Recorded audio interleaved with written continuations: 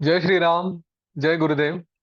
रोज की तरह प्रार्थना करते हैं और सत्र को आरंभ करते हैं। प्रार्थना के लिए हाथ जोड़े, आंखें बंद कर ले, एक लंबी गहरी श्वास ले।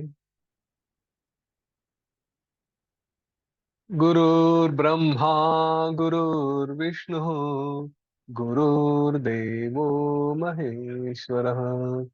गुरु साक्षात् परम ब्रह्म, तस्मै श्री गुरवे नमः। तस्मै श्री श्री गुरवे नमः।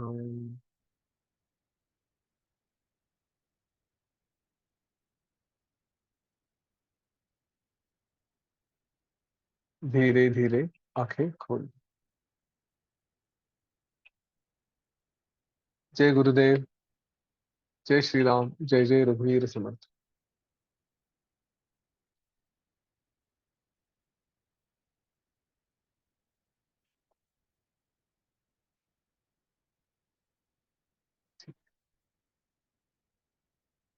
अभी हम आगे देखते हैं। वशिष्ठ ऋषि ने श्री राम जी को ये सब उपदेश किया था। महाकर्ता, महाभुक्ता, महात्यागी। अब उसके बाद हम ये देख रहे हैं, उन्होंने श्री राम जी ने एक प्रश्न पूछा। वशिष्ठ ऋषि से उन्होंने कहा कि आपने जैसे जीवन मुक्तों का लक्षण किया है, वैसा ही यदि है तो फिर जो सिद्ध है उनके तुलना में आत्मज्ञानी पुरुष में क्या विशेष बात होती है? क्योंकि सिद्धों के पास भी तो कई सारे गुण होते हैं, उनके पास कई सारी सिद्धियां होती हैं। आत्मज्ञानी पुरुष के साथ ऐसा कौन सा विशेष गुण है? इसके ऊपर वशिष्ठ ऋषि कह रहे हैं कि जो जीवन मुक्त है, उसे केवल उसकी बुद्धि उस परमात्मा में ही जम जाती है, और वो नित्य तृप्त होता है, शांत चित्त होता है, और वो बस अपने ही स्वरूप में स्थित रहता है, उसकी कोई इच्छा नहीं होती। जो सिद्ध है, उन्होंने जैसे मंत्र की सिद्धि प्राप्ति की है, आकाश गमन की सिद्धि की है, तप के द्वारा कुछ और प्राप्त किया है, तो इनके लिए वो कोई विशेष नहीं है। वो सब में एक ही सर्वात्मा, एक ही भाव रखते हैं, तो इनके लिए कोई विशेष नहीं होता। जो सिद्धों ने अणिमा गरिमा ऐसी सिद्धियां प्राप्त की है, वो तो इनके पास वो ऐसे ही बिना बिना प्रयत्न के ही है, क्योंकि एक बार वो उस भाव में चलेंगे तो सब कुछ उनके लिए मिल जाता है। उनमें किसी बात की विशिष्टता नहीं, जरूरत नहीं रहती। अब ऐसे छोटे छोटे विषय आते रहे, तब श्री राम जी ने पूछा कि आपने कभी तो जागृत, स्वप्न और सुषुप्ति इन अवस्थाओं के बारे में भी बताया था, तो मुझे वो तूर्य रूप जो अवस्था है उसकी तरह उसके बारे में थोड़ा और विस्तार से बताइए।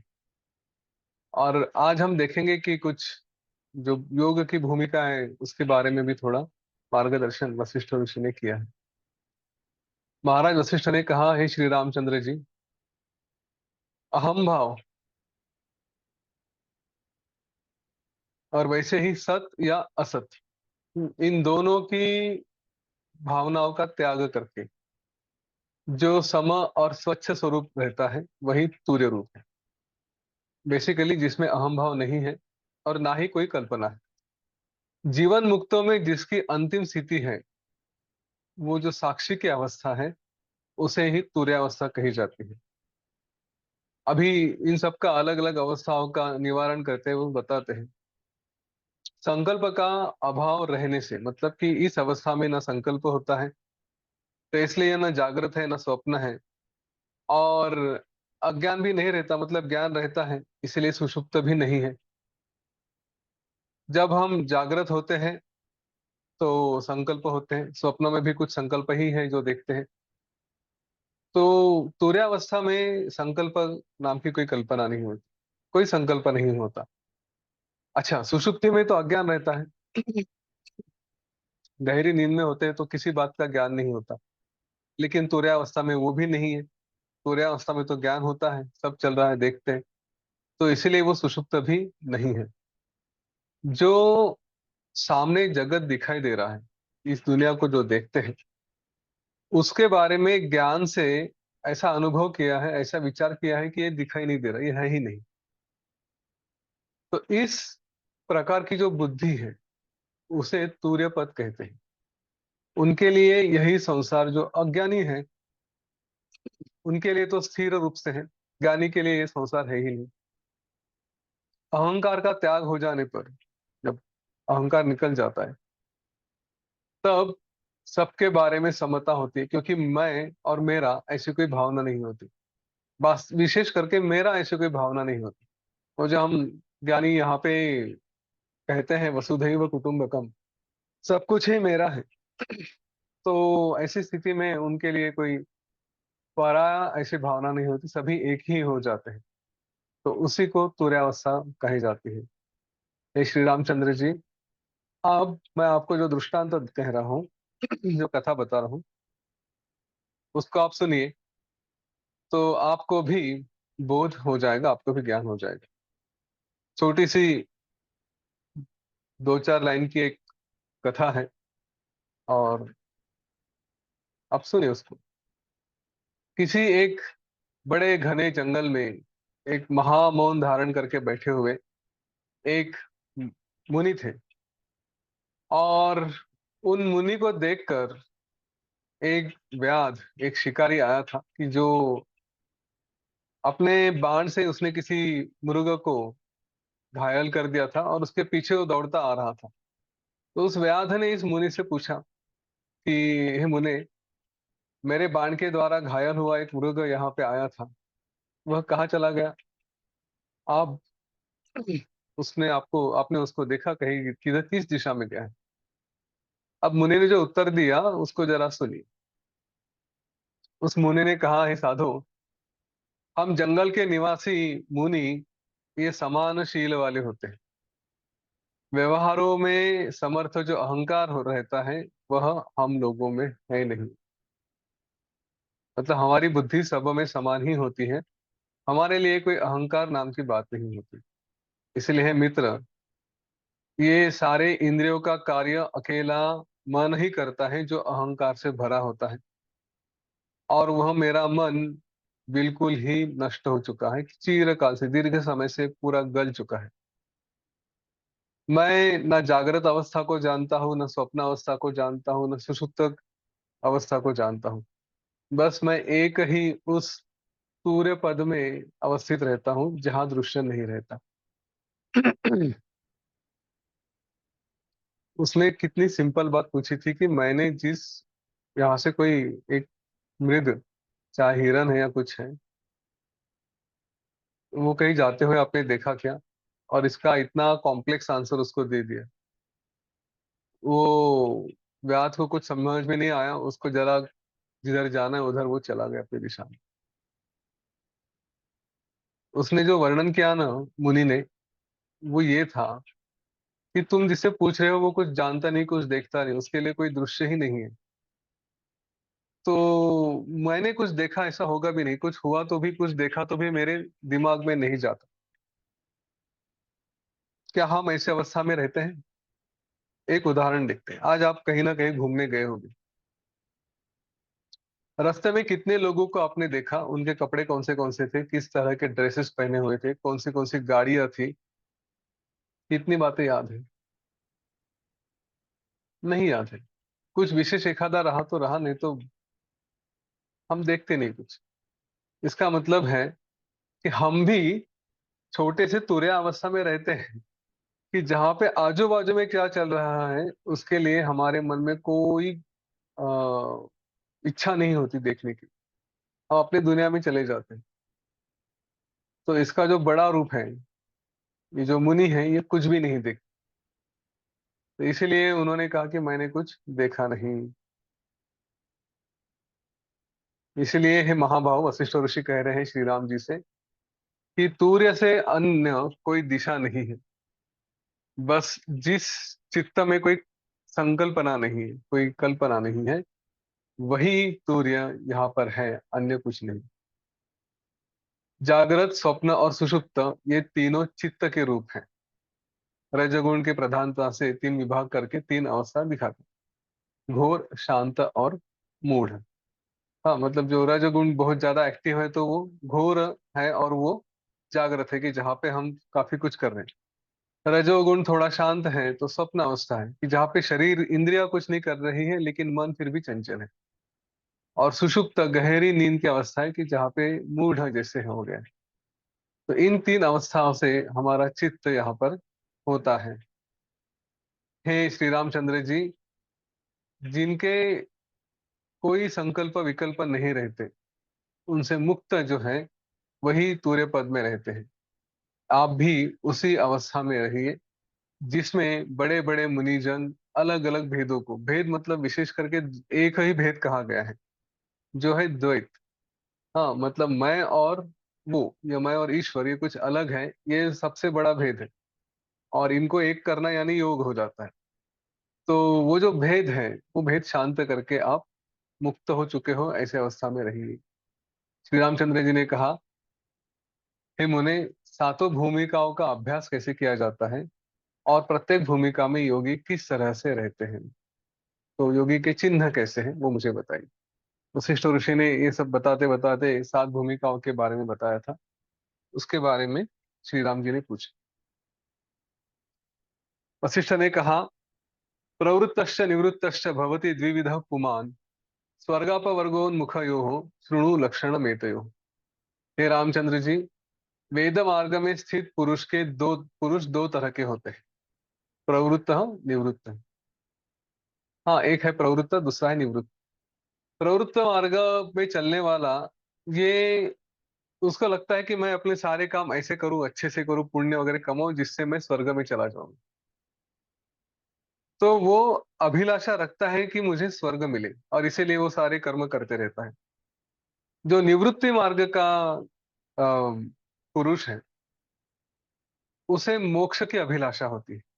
वो मोक्ष के पीछे लगता है।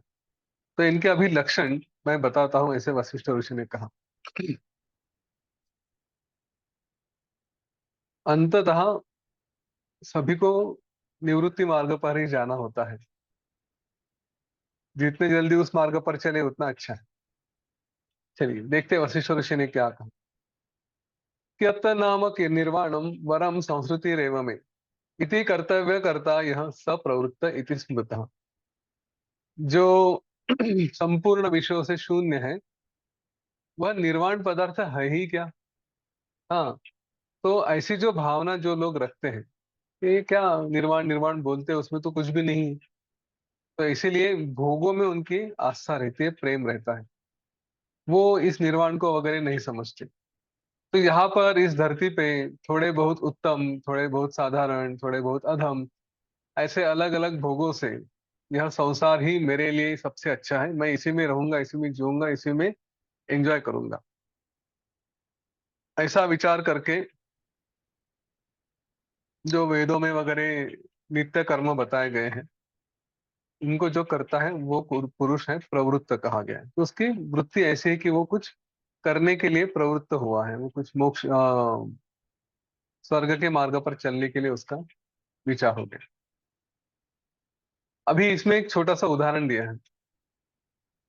दो तरह के सागर कहे जाते हैं, वैसे है कई, लेकिन दो तरह के सागर की यहाँ पे तुलना की है। एक है लवण सागर, जो नमक भरा होता है, और दूसरा है क्षीर सागर, जो दूध वाला है। अगर कोई उस नमक वाले सागर में एक कछुआ है, कि जो बार बार अपने ही कंठ में, अपने ही गले में समुद्र का पानी लेता है, लवण समुद्र का ही आस्वाद लेता है, तो उसे वो क्षीर सागर का पता नहीं कि उसका स्वाद क्या है। उसे लगता है जो है वो अच्छा ही है, एंजॉय कर रहा है। लेकिन प्रलय काल के समय ये दोनों समुद्र जब एक आते हैं, दोनों सागर जब एक हो जाते हैं, तब जब उसको, उस कछुए को, वो दूध का सागर वो जब पीने को मिलता है, तब उसको लगता है कि अरे ये तो क्षार सागर जो था, लवण सागर, उसके अपेक्षा क्षीर सागर का रस तो काफी अच्छा है, स्वाद काफी अच्छा है। तो इस तरह से उसे वो भान हो जाता है कि अरे इधर कुछ अच्छा है। तो फिर उसकी आसक्ति होती है उस क्षीर सागर में। वैसे ही जीव ये पहले विषय रसों में ही फंसते हैं। उन्हें लगता है ये सब गुलाब जाम में मजा है, सुबह की चाय में मजा है, ऐसे सब उनको लगने लगता है। उनको लगता है यही सबसे बड़ा आस्वाद है। हमने टीवी पे किसी प्रोग्राम में ये सुना था। बड़े ही फेमस कलाकार थे, और किसी को उन्होंने ऐसे ही बोल दिया कि कोई एक सिंगर था, सिंगिंग का ही प्रोग्राम चल रहा था। तो एक जो नया नया बंदा था उसको पूछा कि तुम्हारी खाने की आदतें कैसी हैं। तो उसने कहा कि मैं तो प्योर वेजिटेरियन हूँ। तो जो एक बड़े फेमस सिंगर थे उन्होंने कहा, क्या तुमने अपने लाइफ में नॉनवेज नहीं खाया, मछली नहीं खाई, चिकन नहीं खाया? तो फिर तुम्हारा लाइफ बर्बाद है। क्या खाया फिर तुमने, क्या एंजॉय किया जीवन में? वो बेचारा कुछ जवाब नहीं दे पाया। काश योग वासिष्ठ सुना होता तो निर्भय होके उल्टा सुना देता कि नरेंद्र मोदी जी, उसके बाद श्री श्री रविशंकर जी, और जो भी बड़े संत हैं, गुरु हैं, क्या इनका जीवन व्यर्थ रहा जो उन्होंने कभी नॉनवेज नहीं खाया? तो कुछ भी बकवास कर जाते हैं। खैर, वो कुछ बोल नहीं पाया। पर वही है, इस तरह का जो विचार रखते हैं ना, जब वो दूसरी तरफ का ज्ञान करेंगे, अभ्यास करेंगे, तब उन्हें पता चलेगा कि अरे मन की शांति सबसे बड़ा आनंद होता है। तो वैसे ही ये जो जीव है, जिसके मन में कभी तो, या उसको कभी तो उस शांति का अनुभव होता है, और फिर उसमें वो आसक्त हो जाता है। उसको लगता है कि विषयों में नहीं रहना चाहिए, वो अध्यात्म में मुझे जाना चाहिए। तो कई जन्मों के अंत में उसका जो भाग्य उदय जाता है, तब उसको आध्यात्म शास्त्र में आस्वाद लेकर फिर वो धीरे धीरे विवेकी बनता है, और उसमें आगे बढ़ने लगता है। कल जो प्रश्न पूछा गया था, कल या परसों, उसका उत्तर ये है कि जो पागल है, जो अज्ञानी है, जिनको कुछ पता नहीं, उनके साथ क्या होता है? उनके साथ यही होता है कि कभी तो उनके जीवन में अध्यात्म का स्वाद उन्हें चखने को मिलता है, और फिर वो उस मार्ग पर चल जाते हैं। विवेक किस तरह का उत्पन्न होता है? तो ऐसा कहते हैं कि संसार की यह व्यवस्था बिल्कुल असार है, यह विवेक है। इस व्यवस्था से मुझे क्या मतलब है?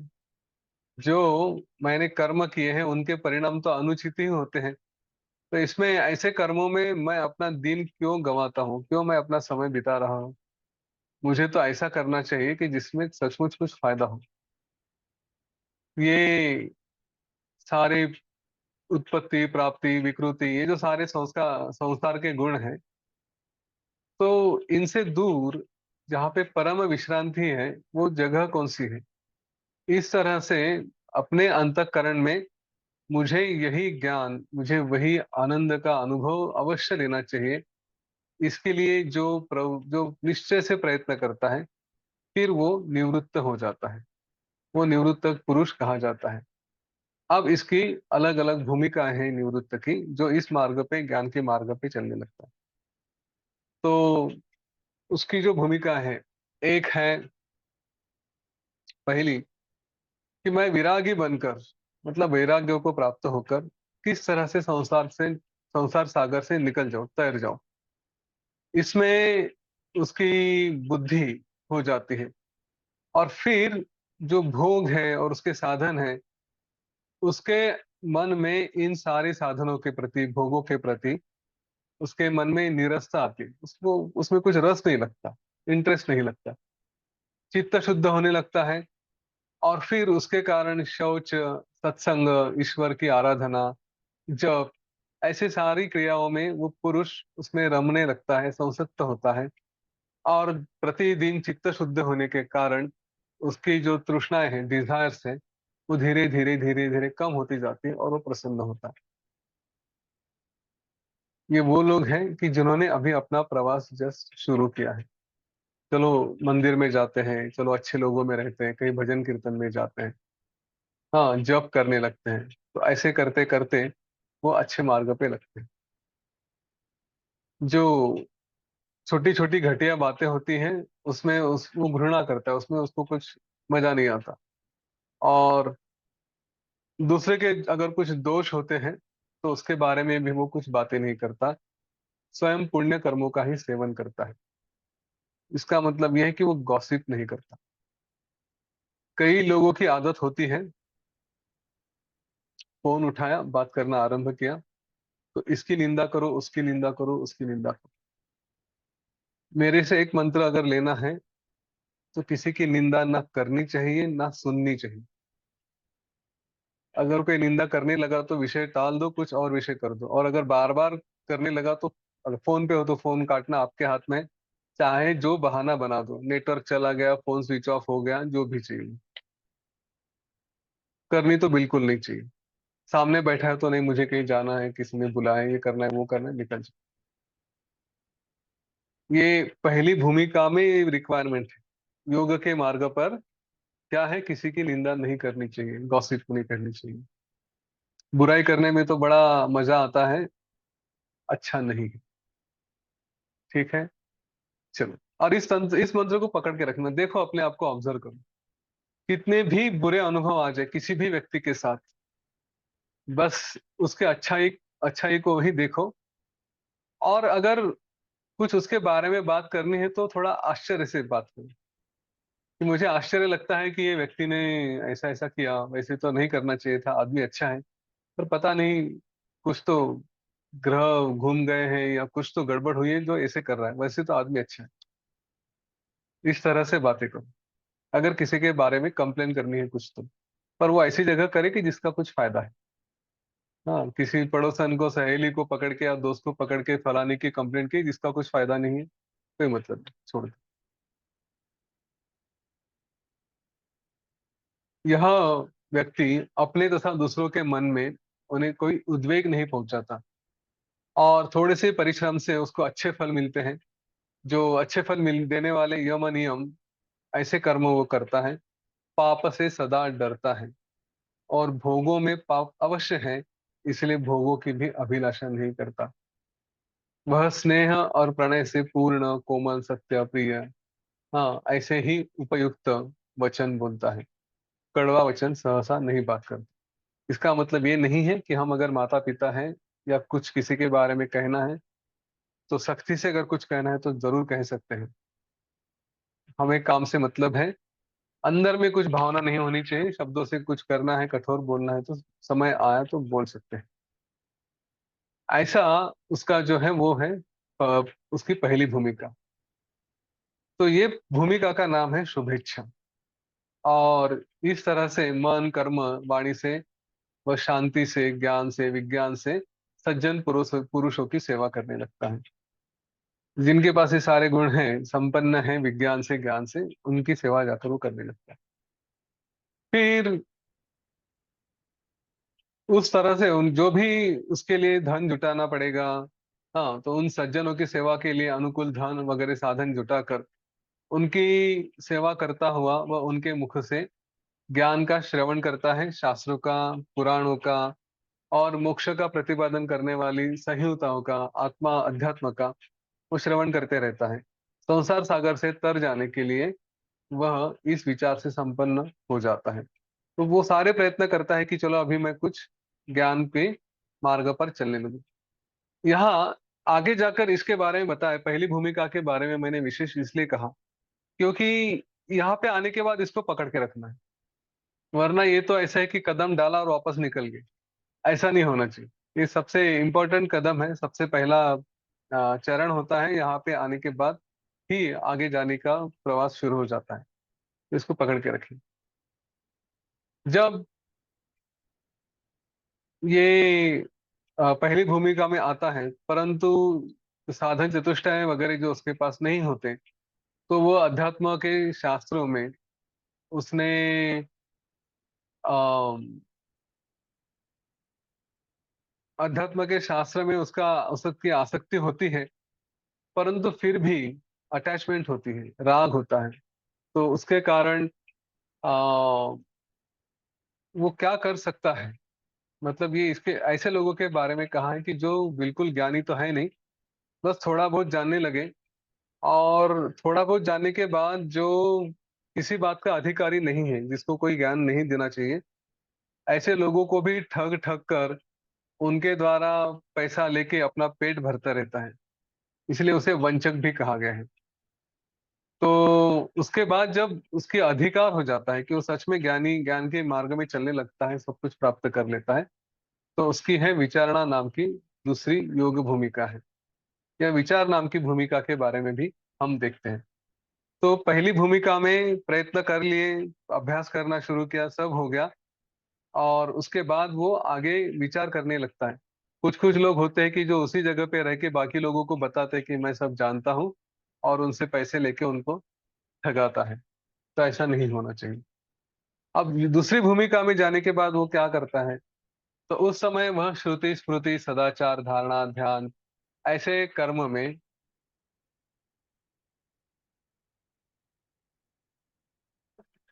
जो पंडित लोग रहते हैं, जो ज्ञानी हैं, हाँ, जिनका खुद का आचार इस तरह से है कि वो श्रुति स्मृति में ज्ञान है, और धारणा ध्यान वगैरह करते हैं, कर्म अच्छे करते हैं, और अध्यात्म शास्त्र की व्याख्या वो अच्छे से जानते हैं। तो इस तरह से जिन्होंने ख्याति प्राप्त कर ली है, जो काफी फेमस हो चुके हैं, लोग उन्हें जानते हैं, ऐसे श्रेष्ठ पंडितों का आचरण करते हैं।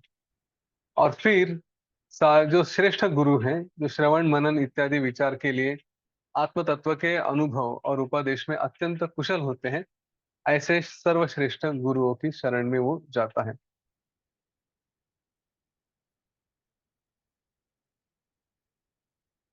जो शिष्य इस मार्ग पे चलने लगता है, वो स्वयं फिर व्याकरण, व्याकरण के जो षड अंग है, अलग अलग अंग है, उनका ज्ञान प्राप्त होने के कारण जो अलग अलग मतलब किसी भाषा में लक्षणा व्यंजना, ये जो उसके विभाग होते हैं, शब्दों के विभाग होते हैं, तो उनका ठीक से जानता है। अब इसके बारे में काफी विस्तार, योग वशिष्ठ में तो कुछ दिया नहीं है, लक्षणा क्या है, व्यंजना क्या है, वो सारी बातें। पर हम जो भी कुछ शब्द वगैरह सुनते हैं ना, तो वे व्याकरण का भाग है। बताया गया है कि जैसे अगर शेर पिंजड़े में बंद है, तो इसका अर्थ है सीधा सीधा हम जानते हैं कि एक शेर के बारे में कहा जा रहा है।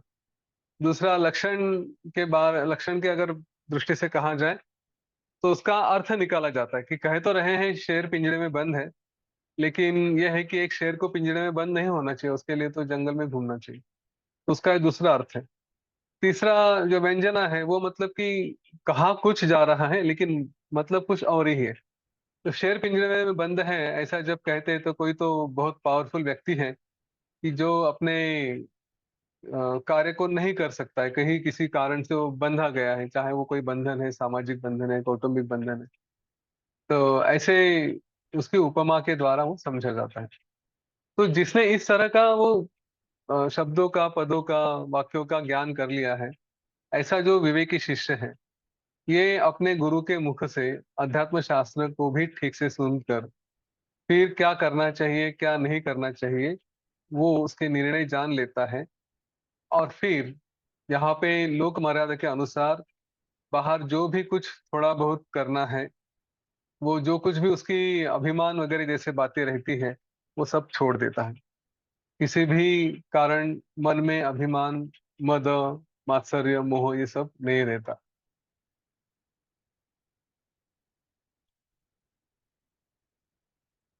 फिर इस तरह से सद्वासनाओं से रहने वाला ये पुरुष, जिसका अंतःकरण अभी शुद्ध हो चुका है, जो दूसरी भूमिका में पहुंच चुका है, वह शास्त्र और गुरु की, सज्जनों की सेवा से परम तत्व के बारे में ठीक से जानता है। फिर वह तीसरी भूमिका में जाता है, वो है असंग नामक। असंग नाम की, असंगा ऐसे उसका नाम कहा गया है। वह उस भूमिका में जाने के बाद वहां पे जो ब्रह्म वाक्य है, तो उसके बारे में वो जानता है, और उसमें अपनी बुद्धि को स्थित कर देता है। ब्रह्म वाक्य कौन से कहे गए हैं, तो जैसे है कि अहम ब्रह्मास्मि। हाँ, ये यजुर्वेद में दिया है, बृहदारण्यक उपनिषद का भाग है ये।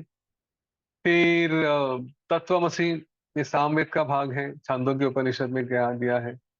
ऋग्वेद में ऐतरेय उपनिषद में प्रज्ञानम ब्रह्म, ब्रह्म ही प्रज्ञान चेतना है। अथर्ववेद में, मांडुक्य उपनिषद में, अयम आत्मा ब्रह्म, हाँ, यह आत्मा ही ब्रह्म है।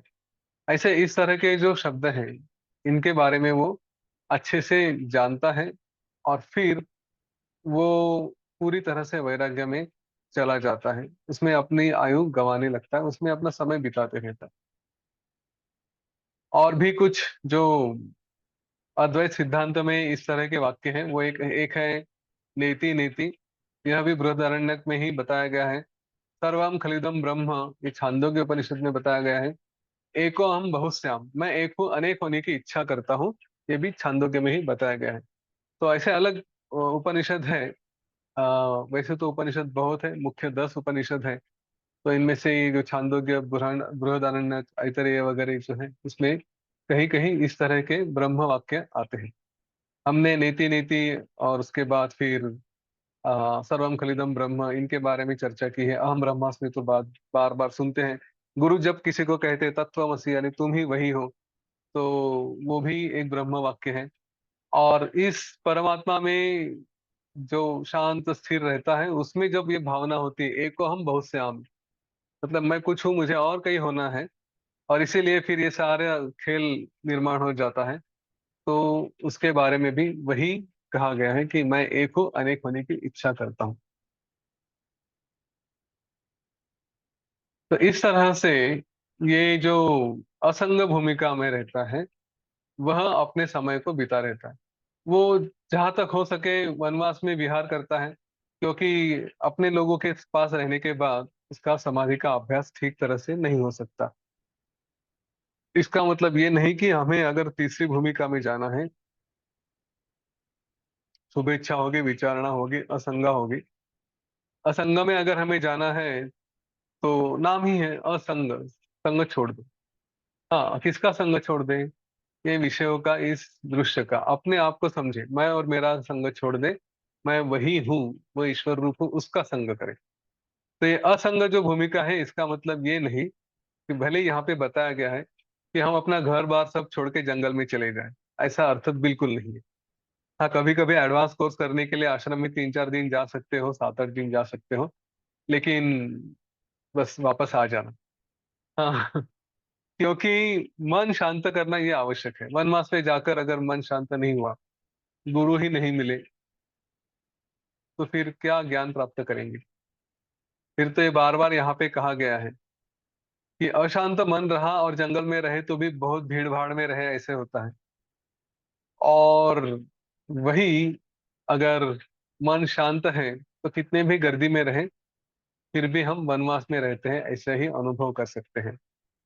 तो वनवास में जाने का चक्कर छोड़ दे, क्योंकि यहीं पे रहकर ही ज्ञान, ये सब कुछ मिलेगा। योग वशिष्ठ ऑनलाइन सुनने को जंगल में नहीं मिलेगा। ठीक है। खैर, तो इस तरह से वो वनवास की भूमिका रहते हैं। उसके बाद फिर वो जो उसने असंग का अनुभव करता है, उसके बारे में बताएं। 2 तरह के असंग होते हैं। एक है सामान्य असंग, दूसरा है श्रेष्ठ। यह अपने शरीर के जो कार्य करते हैं, तो उन कार्य करने वाला कर्ता, और उसके जो फल मिलते हैं, उन फलों का भोक्ता। ये मैं नहीं हूँ, मैं निष्क्रिय हूँ, मैं नित्य तृप्त हूँ, ऐसी जो एक भूमिका है, वो सामान्य कही गई। तो उसकी कहीं पर भी संसक्ति नहीं होती, किसी में भी अटैचमेंट नहीं होती।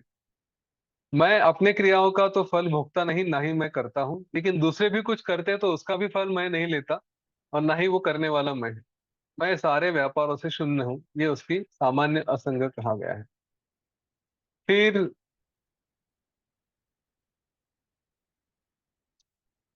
इसके जो सामान्य असंग के और जो लक्षण है कि सुख या दुख सब ये पहले के ही कर्म से निर्मित है, ईश्वर के अधीन है।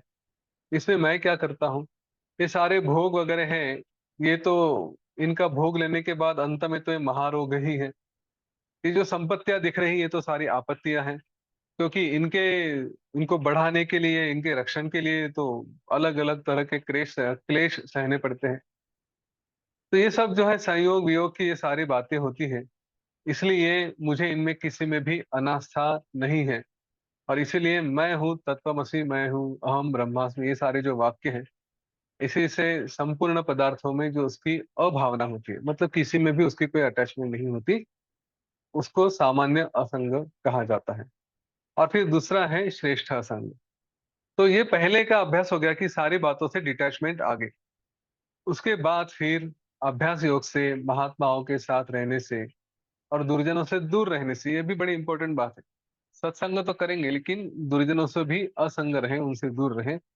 श्रवण मनन इत्यादि विचार करने से उसके अंतःकरण में, मन में वो एक तरह की जो शांति आती है, और फिर अभ्यास करके पुरुष प्रयत्न से इस संसार सागर के पार उस परम तत्व के पास जाने का जो उसका विचार होता है, ये सारी बातें जब उसके स्पष्ट हो जाती है, फिर ठीक है कि यही आत्म वस्तु है, ऐसा उसका विषय विषय हो जाता है, विचार हो जाता है। और फिर वो कहता है कि मैं करता नहीं हूँ, कि लेकिन ईश्वर ही करता है। मैं जो भी आज कर रहा हूँ वो केवल पूर्व जन्म में जो कुछ किया जा रहा था उसी के कारण है, लेकिन अभी मेरा कोई कर्म नहीं है। जो मैंने था किया था वो पहले कभी किया था, उसी के कारण ये जीवन चल रहा है। तो इस तरह से जो अभाव की भावना होती है कि मैंने कुछ किया ही नहीं, मैं कुछ नहीं हूँ, ये जो विचार आता है, यह उसको सारे शब्दों और शब्दा के अर्थों को वो पूरी तरह से दूर रखता है, शांत मौन रूप से रहता है, वही श्रेष्ठ असंग कहा गया है। सामान्य में भावना ये होती है कि ये सारे विषय, इनमें कुछ नहीं है, मैं केवल उस भावना में रहूंगा जो तत्वमसि है, अहम ब्रह्मास्मि है। तो अपने आप को बता रहा है, संस्कार हो रहे हैं। हाँ, ये सारा ईश्वर का है, इसमें मैं कौन हूँ करने वाला, ये एक भावना होती है। तो ये सामान्य असंग कहा है। और श्रेष्ठ असंग में वो अपने आप को जान जाता है कि यहाँ पे मन में इतना पूरा विश्वास हो गया, अभी बताने की आवश्यकता नहीं होती। मन में पूरा विश्वास हो गया कि बस मैं ही वो आत्मा वस्तु हूँ, मैं ही वो परमेश्वर हूँ, मैं ही परम पद में हूँ। तो उसका मन शांत होने के कारण वो कहीं पर भी अटैच नहीं होता। न पदार्थों में, न अपदार्थों में, न जड़ में, न चिदाभास में, न बाहर या अंदर, सभी वस्तुओं में उसमें सारी अटैचमेंट छोड़ के जो अपने आप में रहता है, वही श्रेष्ठ असंग कहा जाता है। अनेक जन्मों के जो पवित्र उसके पुण्य है, उसने जो जितने भी पुण्य इकट्ठे किए हुए, उनका जो परिणाम दिखाई दे रहा है, और इस लोक के भी पुण्य उसने जो किए हैं, तो इसके कारण पहली भूमिका ये अंकुरित होती है। इन तीन भूमिकाओं के बाद बता रहे हैं कि जो पहली भूमिका है, ये कब मिलती है, तो कई जन्मों के पुण्य के कारण। तो हम आज यहाँ पर हैं तो कई जन्मों के पुण्य हैं, इसलिए हम यहाँ पर हैं। ये समझ लें। और इस जन्म में भी कई पुण्य किए हैं, इसलिए यहाँ पर है। तो ये जो भूमिका मिली है, पहली भूमिका, उसे बड़े प्रयत्नों के साथ सज्जनों की संगति करके उसकी रक्षा करनी चाहिए। और एक बार उसकी रक्षा हो गई तो फिर हम धीरे धीरे दूसरी भूमिका, तीसरी भूमिका में बढ़ते जाते हैं। तत्वज्ञानी पुरुषों के समवाय से, यानी दान मान भजन आदि उपायों के द्वारा, पुण्य कर्मों के संचय से पहली भूमिका कहीं तो उत्पन्न होती है। शुभेच्छा नाम की है पहली भूमिका, चार साधनों के मध्य में वैराग्य या शांत इत्यादि रूपी जो पहली बार मिलती है, उसी अंश को बड़े यत्न के साथ, बड़े प्रयत्न के साथ बढ़ाते रहना चाहिए। जैसे कोई किसान होता है जो अपनी फसल को बढ़ाता है, प्रयत्न करता है, वैसे ही ये पहली बार हमको मिल गया, उसको बढ़ाते रहना चाहिए। एक बार ये हमारे हृदय में आ गई तो फिर बाकी भूमिका जो है उनका ही उत्पत्ति का स्थान बनती है। इसी के कारण दूसरी और तीसरी भूमिका बनती है। फिर श्री रामचंद्र जी यही श्रेष्ठ असंग नाम की तीसरी भूमिका जो थी उन्होंने बताया। उसमें पुरुष सारी संकल्पनाओं से शून्य हो जाता है, मतलब कि कोई संकल्पना, यानी ये ऐसा करना चाहिए वैसा करना चाहिए, इनसे दूर रहता है। देखिए, हम जैसे आंखें बंद करके बैठे हैं और मुझे अभी गुलाब जाम खाने की इच्छा हो रही है, तो ये हो गई इच्छा। और आंखें बंद करके बैठे, भूख लगी, चलो खाना खाना चाहिए, खाने का समय हो गया, तो ये इच्छा नहीं है, ये केवल कल्पना है कि हम भूख लगी है, ठीक है चलो, जरूरत है कर दिया जाए। तो ये कल्पना भी होती है। या फिर आज क्या होने वाला है, क्या नहीं होने वाला है, ये सारी संकल्पनाएं होती हैं। तो ये सारे विचार वो पूरी तरह से शांत कर देता है। श्री राम जी ने इस समय वही पूछा जो कल यहाँ पे प्रश्न आया था। श्री राम जी ने पूछा वशिष्ठ ऋषि से, हे भगवान, जो असत कुल में उत्पन्न है, मतलब कि जिसका कुल अच्छा नहीं है, जो सही वातावरण में जिसका जन्म नहीं हुआ है, जो काम वगैरह के भोग में प्रवृत्त है, उसका मन कायम उधर ही लगा रहता है, वासना में लगा रहता है। जो अधम है और जिसको योगियों का संग नहीं मिला है, ऐसे मूढ़ पुरुष का उद्धार कैसे होगा? हे भगवान, पहली दूसरी तीसरी तो बहुत दूर की बात है, उसके लिए तो संभव नहीं है। अच्छा, जो इस मार्ग में चलते हैं, इनकी पहली दूसरी या तीसरी या और कोई भूमिका में जो रहे हैं, और उस समय अगर उनकी मृत्यु हो जाती है, तो उनकी गति कैसे होती है? तो पहले प्रश्न का उत्तर देते हैं वशिष्ठ ऋषि। उन्होंने कहा,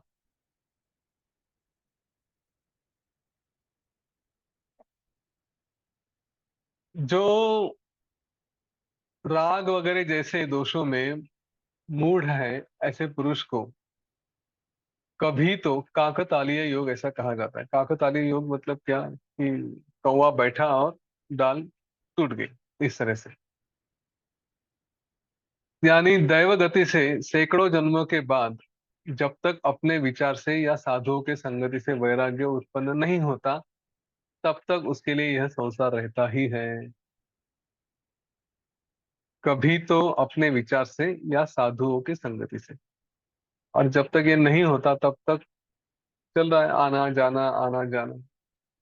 हर बार फ्लाइट पकड़ो, लैंड करो, फिर से फ्लाइट पकड़ो, फिर से लैंड करो, है ना? ऊपर से फ्लाइट पकड़ ली, यहाँ पे धरती पे आके लैंड हो गई, खत्म। चल रहे हैं, आना जाना। जब वैराग्य उत्पन्न हो जाता है, तब प्रथम भूमिका का उदय प्राणी को अवश्य होता है, और फिर उसके बाद धीरे धीरे उसका संसार नष्ट हो जाता है। यही शास्त्र के अर्थों का संग्रह है, शास्त्रों का परम सिद्धांत है। इसीलिए वैराग्य पहले आना चाहिए, लेकिन मेरा वैयक्तिक मत यह है कि विवेक उसके पहले आना चाहिए, क्योंकि जिसको विवेक आ गया वो वैराग्य में चला गया अपने आप से। वैराग्य है क्या? विराग, अटैचमेंट से दूर रहे, डिस्पैशनेट हो जाए, डिटैच्ड हो जाए। क्यों हो जाए?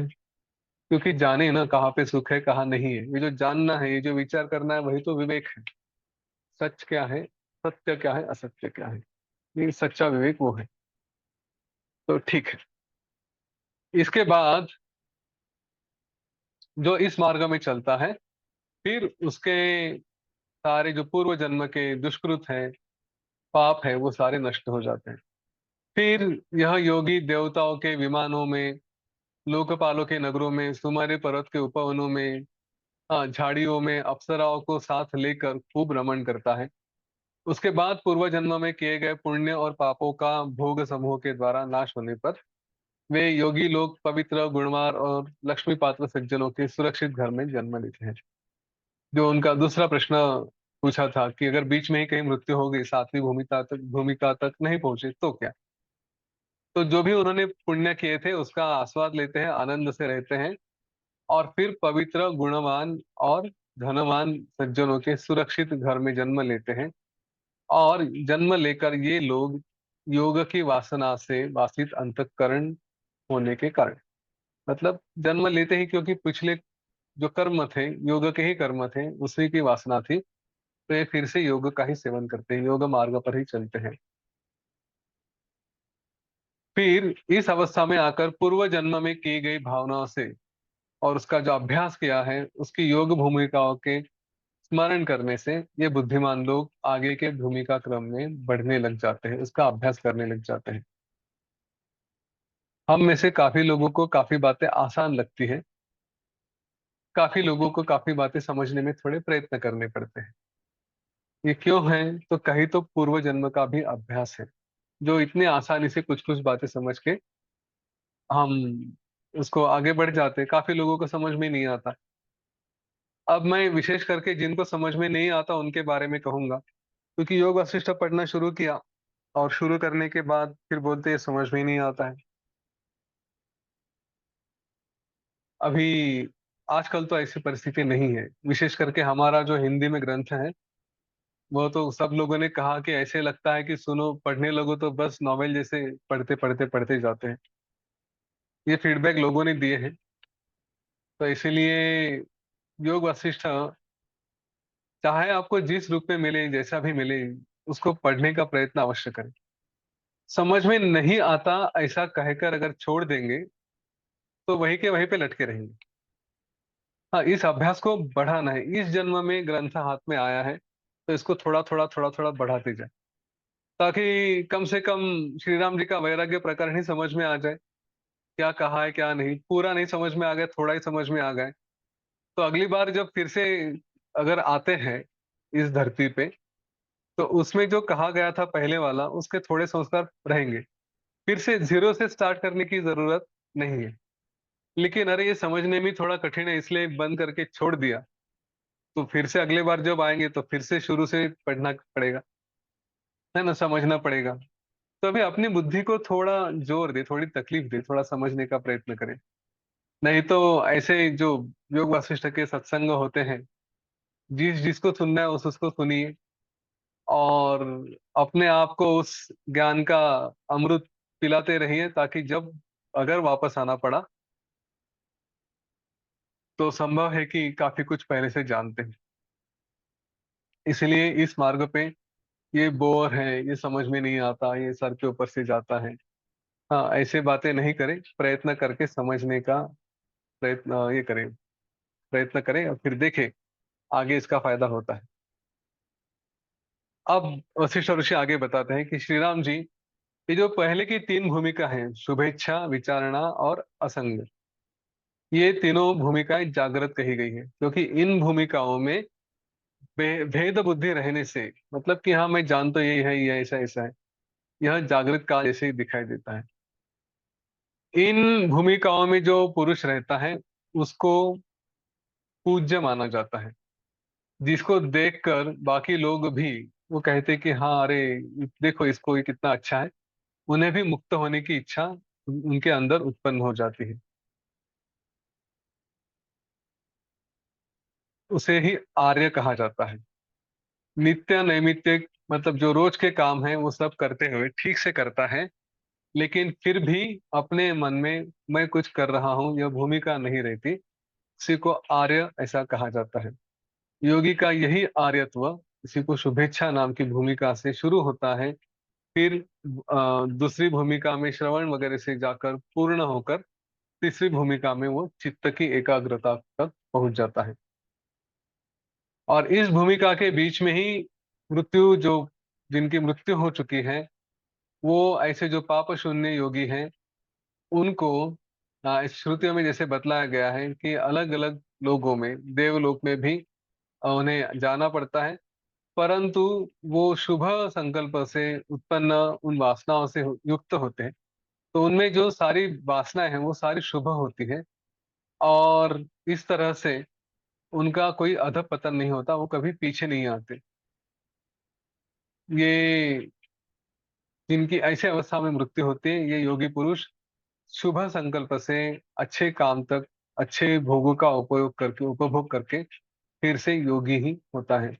इसके बारे में कभी अलग अलग सत्रों में गुरुदेव ने भी कहा है कि इस मार्ग पर एक बार चलना शुरू करेंगे, यही बात भगवत गीता में भी कही है। एक बार इस मार्ग पे चलना शुरू करते हैं तो यहाँ से पीछे नहीं हटते। हाँ, ये हो सकता है कि चार कदम थोड़े पीछे आ जाए, लेकिन पहले आप 10 कदम चल चुके हो, तो हमेशा कुछ ना कुछ आगे ही बढ़ते रहेंगे।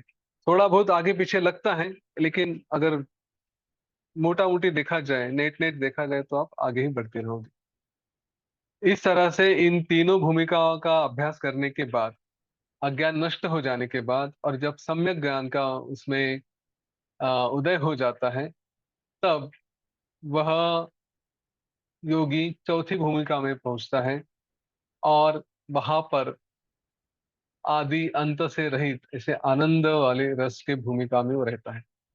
तीनों भूमिकाओं को जागृत अगर कहा जाता है, तो क्योंकि जागृत में सत्ता का भान होता है, वैसे ही इनमें व्यवहार के कारण जगत का भान रहता है।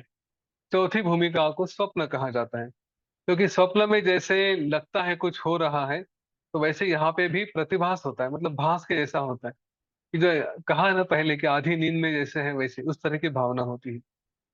और पांचवी भूमिका के लिए फिर उन्होंने सुषुप्ति का उपयोग कहा है, क्योंकि उसके लिए जो योगी है उसके लिए वो गहरी नींद में जैसे अवस्था होती है, उसके लिए कुछ इस दुनिया का, इस जगत का कोई अस्तित्व नहीं होता है। तो पांचवी भूमिका के लिए सुषुप्ति का प्रयोग कहा है, और चौथी के लिए ऐसा स्वप्न जैसी अवस्था कही जाती है। इन भूमिकाओं में योगी को सारी बातों का, मतलब उसको कोई किसी बात का भान नहीं होता। वो बस पूरी तरह से अपने ही आप में आनंद रस में रहता है। वो पूरी तरह से पांचवी भूमिका में अंतर्मुख वृत्ति से रहता है। वो दिखने में बाह्य व्यापार में रहेगा, बाहर के व्यापार करते रहेगा, कार्य करते रहेगा, लेकिन अंदर के अंदर पूरी तरह से शांत होता है, इसीलिए ऐसा लगता है कि जैसे सो रहा है। हाँ, अभी इसके लक्षण ये और विस्तार से नहीं कहे जा सकते, क्योंकि सामने ऐसी व्यक्ति होनी चाहिए। और जो सामने व्यक्ति है वो दिखाई देने में तो सब कुछ कर रही है, और उसके अंदर क्या चल रहा है उनको पता नहीं होता। तो यहाँ पे केवल शब्दों से जो वर्णन किए गए हैं वो सुनेंगे। अब हम ये भूमिका में जाने का प्रयत्न नहीं करें, ये हमारे हाथ में। ये नहीं कहे कि अरे मैं दूसरी भूमिका में हूँ, पहली भूमिका में हूँ, चलो आगे बढ़ता हूँ। फिर पांचवी भूमिका में क्या है, सुषुप्ति जैसे रहता है, तो अंदर ही अंदर सोए रहेंगे, बाहर नाटक करेंगे। ये भूमिकाएं जबरदस्ती प्राप्त करने जैसी नहीं है। ये अपने आप आती है। कैसे आती है? तो ज्ञान का अभ्यास करके, सत्पुरुष के साथ रह के, सत्संग में रह के, प्राणायाम ध्यान योग का अभ्यास करके, सुदर्शन क्रिया का अभ्यास करके, धीरे धीरे धीरे धीरे हम इस अवस्था में पहुंचने लगते हैं। ये ऐसे नहीं है कि हाँ सातवीं अवस्था की डेफिनेशन ये लिखी है, चलो उसी को पकड़ लेते, सीधा उधर चले जाते हैं। ये नहीं हो सकता। इस बात का ध्यान रखें। ये बस इसलिए बताई गई है कि क्या होता है उसमें, और थोड़ा सा मोह उत्पन्न करने के लिए कि अरे वो कितना अच्छा होगा, चलो उधर तक जाने का प्रयत्न करें। तो उधर तक जाने का प्रयत्न करना है, मतलब कि हम रास्ते से निकले हैं और कहीं तो कुछ तो हमारी मंजिल दिखाई देती है, तो हमें वहां तक जाना है। बस चलते जाना है, इतना ही करना है। बीच बीच में जो भी होता है वो होते जाएगा। हम डायरेक्टली यहाँ से कूद के उस अवस्था तक नहीं पहुंच सकते, चल के ही जाना पड़ेगा। तो धीरे धीरे धीरे धीरे एक एक पड़ाव आते जाएगा। इसलिए इन भूमिकाओं को समझे नहीं समझे, इनका अर्थ क्या है, इसके चक्कर में ज्यादा मत पड़े। एक दो दिनों के बाद जब ये विषय समाप्त हो जाएगा तो भूमिकाओं के नाम भी भूल जाएंगे, उनके गुण क्या है, लक्षण क्या है, वो भी हम भूल जाएंगे। कोई बड़ी बात नहीं है। तो मुझे उसमें कोई आपत्ति भी नहीं, मैं भूलूं हूँ आप भूलूं, कोई प्रॉब्लम नहीं है। बस ये थोड़ा सा हमारे मन पे संस्कार करने के लिए कि ऐसे ऐसे अवस्थाएं होती है। ठीक है। उसके बाद इस तरह से वासना शून्य हुआ जो पुरुष है, वो अभ्यास करता हुआ धीरे धीरे तुर्या नाम की छठी भूमिका में चला जाता है। उसका लक्षण है जहां पर न तो सत है, न असत है, न अहंकार है, न न अहंकार का भाव है। हाँ, ऐसा कुछ नहीं रहता। बस केवल ये मन पूरी तरह से शांत हो जाने के कारण, निर्विकल्प होने के कारण, योगी केवल द्वैत और अद्वैत से शून्य ही रहता है। उसका अहंकार पूरी तरह से टूट जाता है, इसलिए उसके सारे संदेह भी नष्ट हो जाते हैं। किस बात का संदेह रहेगा? जहाँ पे ना मैं हूं ना मेरा है, ना मैं हूं ना कोई पराया है, सब ही एक है। तो ऐसा जो योगी है वो, उसका शरीर रहता है, मतलब निर्वाण को प्राप्त नहीं हुआ, शरीर तो रह ही रहा है, लेकिन अहंकार और वासना से शून्य होने के कारण ऐसे लगता है कि जैसे वो निर्वाण को ही प्राप्त हुआ है। एक जैसे कागज पे कोई पिक्चर निकाली गई, या दीपक निकाला गया, और वो दीपक जैसे कागज पे निकाला तो स्थिर ही रहेगा, फड़फड़ाता नहीं, वैसे ही वो रहता है। सात्विक योग भूमिका को विदेह मुक्तता कही गई है, और उसका कोई वर्णन नहीं किया जा सकता। इस तरह के सात भूमिकाएं उन्होंने कही है। वशिष्ठ ऋषि ने कहा है जो सात्विक भूमिका है उसे कुछ लोग, जो शैव है वो उसे शिव कहते हैं, जो वेदांती है उसे ब्रह्म कहते हैं, जो सांख्य योगी है उसे प्रकृति पुरुष, हाँ, पुरुषाकार विवेक ऐसे कहते हैं। इस तरह से भिन्न भिन्न लोगों ने अपनी भूमिका बुद्धि के अनुसार, अपने कल्पनाओं से इस सातवीं भूमिका के वर्णन किया है, उसकी भावना की है। यद्यपि यह भूमिका उपदेश योग्य नहीं है, लेकिन फिर भी किसी तरह से इसका उपदेश किया जाता है। क्या उसका उपदेश किया जाएगा, उसका क्या वर्णन किया जाएगा? ये तो नहीं कह सकते ना शरीर छोड़ के पहुंच जाओ भाई, जीते जी छठवीं भूमिका तक तो पहुंचना है। अगर छठवीं भूमि पे नहीं गए, छठी भूमिका में नहीं गए, तो फिर आगे कैसे जाएंगे? तो इसलिए मैंने कभी कहा था कि मुक्ति ये अगर मिलनी है तो जीवन जीते, हम जीते जी ही मुक्ति ले सकते हैं। मरने के बाद मुक्ति मिलेगी, कैसे मिलेगी? क्योंकि वो जीवन में ही अगर, जब जीवित है तब नहीं मिली तो बाद में नहीं मिल सकती।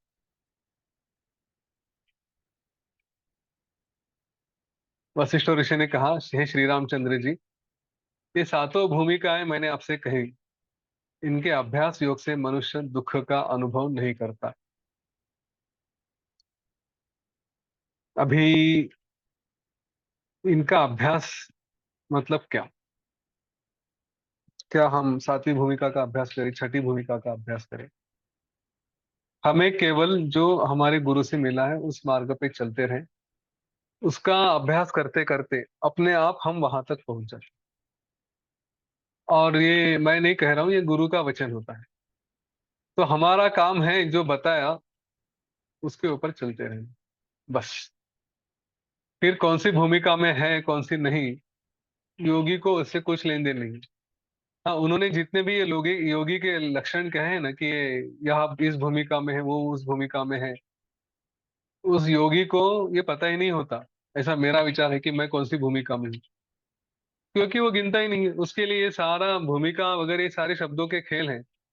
वो बस अपने आप में तृप्त रहता है, आनंद में रहता है। उसका नाम आप चाहे तुर्या दो, या फिर सुषुप्ति दो, या फिर विचारणा दो, या फिर असंगा दो, जो देना है उसको कोई फर्क नहीं पड़ता। ये केवल हमारे उपदेश के लिए है कि ऐसे धीरे धीरे धीरे धीरे हम यात्रा होती जाती है, हम अपने मार्ग पर चलते रहें, तो ये जो अवस्थाएं आती हैं इस मार्ग में चली जाएंगी। इसके बारे में फिर और थोड़ा कल बात करेंगे। लेकिन इसके बाद के जो बाकी विषय हैं वो भी बड़े सुंदर हैं। हम धीरे धीरे निर्वाण प्रकरण का जो पहला भाग है उसके अंत के तरफ जा रहे हैं। तो एक दो छोटे छोटे किस्से भी वशिष्ठ ऋषि ने बताए थे, हम ज्यादा उसके विस्तार में नहीं जाएंगे। कल या परसों हमारा ये निर्वाण प्रकरण का पहला भाग, पूर्वार्ध है, वो समाप्त हो जाएगा। उसके बाद उत्तरार्ध शुरू हो जाएगा, उसमें भी बड़ी सुंदर सुंदर और लंबी लंबी कहानियां हैं, वो भी हम देखेंगे। एक बात वशिष्ठ ऋषि ने जो कही है वो आज फिर से कह देता हूँ। उन्होंने कल के अब परसों के इसमें आएंगे सत्संग में, उन्होंने कहा कि ये इतना, इतनी तीव्रता से मैं आपको बार बार बार बार ये बातें बता रहा हूँ, मोहों से, वासनाओं से दूर रहे, अहंकार से दूर रहे, फिर भी हम उसी में फंसते जाते, फिर भी ये लोग इसमें फंसते जाते हैं। और किस तरह से बताया जाए, है ना? मेरा मेरी विनती इतनी ही रहेगी सभी से कि सारे संतों ने, ज्ञानियों ने, वशिष्ठ और ऋषि को तो हमने देखा नहीं, लेकिन आज के कई संतों को हम देखते हैं जिनके बारे में हमने सुना भी है। इन सारे संतों ने अपने जीवन का त्याग करके हमारे लिए, हमारा जीवन अच्छा रहे, ये समाज व्यवस्था अच्छी बनी रहे, हमें सुख मिले, हाँ, इसके लिए प्रयत्न किए हैं। और प्रयत्न कैसे किए हैं? पूरा जीवन का जीवन प्रयत्न किए हैं। ऐसा नहीं कि कुछ दिनों तक के 15 दिन की छुट्टी निकाल कर कर लिया, ऐसा नहीं। एक बार इस मार्ग पर चल पड़े, अपना जीवन उसके लिए समर्पित कर दिया, और सतत सतत सतत सतत वही प्रयत्न करते रहे। कभी हम गुरुदेव के बारे में विचार करते हैं सत्संग में वगैरह, उनको कुछ प्रश्न पूछे जाते हैं। अब इतने सालों से, करीब 24-25 वर्षों से आर्ट ऑफ लिविंग में हूँ, और कई बार गुरुदेव के ये सारे सत्संग अटेंड करने को मिले, ऑनलाइन भी सुनता हूँ, सब होता। मुझे आश्चर्य लगता है कि वही वही प्रश्न उनसे पूछे जाते हैं। बस प्रश्न पूछने वाला अलग अलग होता है, उत्तर देने वाला एक ही होता है। मैं विचार करता हूँ क्या इनको बोर नहीं होता होगा कि भाई कितनी बार मैं वही बताऊं, है ना? हर बार वही प्रश्न और हर बार वही उत्तर, पर पूरे जोश से, उतने ही शांति से, उतने ही प्रेम से, उतने ही अनुकंपा से, यानी कंपैशन के साथ वो उत्तर देते हैं। ऐसा कभी गुस्सा नहीं करते कि जरा जाओ यूट्यूब पे जाके देख लो मैंने क्या बोला है करके, या वेबसाइट पे जाके देख लो, कितनी बार वही वही बात बताओ। कभी नहीं, वही प्रश्न वही उत्तर, ठीक है। तो देखिए, इन संतों का एटलीस्ट इस कारण तो मान लेना चाहिए कि उन्होंने अपना जीवन हमारे लिए दिया है। तो ये जो सारी बातें आ रही हैं, जो ज्ञान है, जो भी गुरु और संत सब बता रहे हैं, उसको थोड़ा सा तो पाने का प्रयत्न करें। हाँ, एज अ रिस्पेक्ट। चलो आपने इतना किया, चलो हम आपके लिए थोड़ा सा कर देते हैं, ऐसा भी किया तो भी अच्छा रहेगा। तो चलिए आज रुकते हैं, और फिर हम लोग कल मिलेंगे। कुछ प्रश्न है अगर पूछने हैं तो पूछ सकते हैं, व्यक्त होना है तो व्यक्त हो सकते हैं।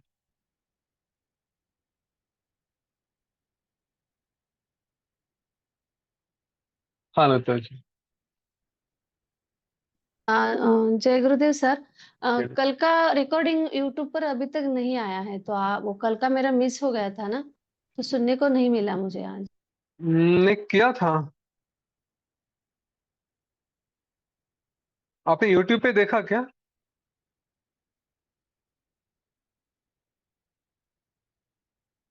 यूट्यूब पे डाला था मैंने, पब्लिश भी किया था, कल रात को ही हो गया था। हाँ हाँ हाँ, आज सुना सुना मैंने, आज सुना। सही है, डाला ही डाला है। है ना, 138 हाँ नंबर हाँ, का आया होगा। है सॉरी। हाँ। ठीक, कोई बात ओके ओके। नहीं जी। हाँ, सोहम भी कहा है, विद्या जी सही कहा। सोहम। अच्छा, और कोई? ठीक है। चलिए फिर सबके कल्याण के लिए प्रार्थना करते हैं और रुक जाते हैं। आंखें बंद करें, लंबी गहरी श्वास लें। लोका समस्ता सुखिनो भवन्तु। लोका समस्ता सुखिनो भवन्तु। लोका समस्ता सुखिनो भवन्तु। ओम शांति शांति शांति। सकलमंगलं भवतु।